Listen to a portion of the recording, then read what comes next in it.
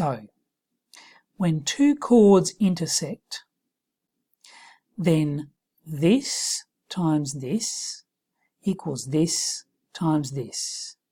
And we're talking about the distances, the lengths, from the point of intersection to the ends of the chords.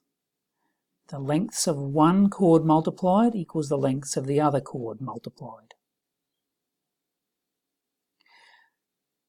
If you have two secants, so they're chords that are extended, that intersect externally at point P, then I've got to get this right. It's easy to get it wrong.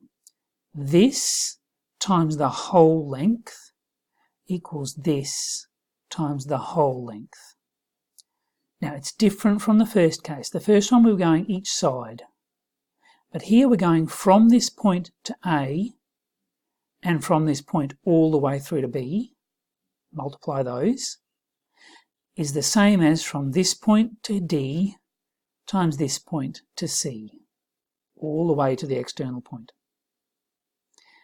It might be worth your playing with that if it seems a bit strange. Get your graphics calculator out, construct this, ask it to find the lengths, ask it to multiply. Move the points around and see if you can convince yourself that it's true. And thirdly, if I have one secant and one tangent, and they intersect at a point outside the circle, then, again being careful, this distance AP times the whole distance BP is equal to CP squared. So this one times the whole length is this one squared. Well, actually, that's just a corollary, a special case of the previous theorem. Can you prove this if you know that this is true? And let's look at some examples. What's the value of x? Well, 1 times 5 equals 3 times x. 1 times 5 is 3x. So x must be 5 on 3. What about the second diagram?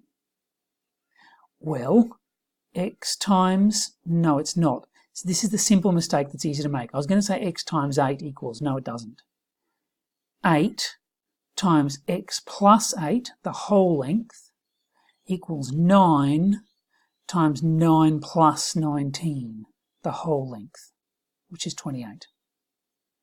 8 times x plus 8 is 9 times 28.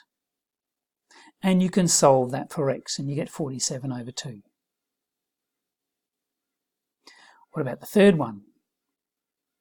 Well, this one says 5 times x plus 5, don't forget to get the whole length, 5 times x plus 5 equals 7 squared. 5 times x plus 5 is 7 squared, which is 49. And you can solve that for x.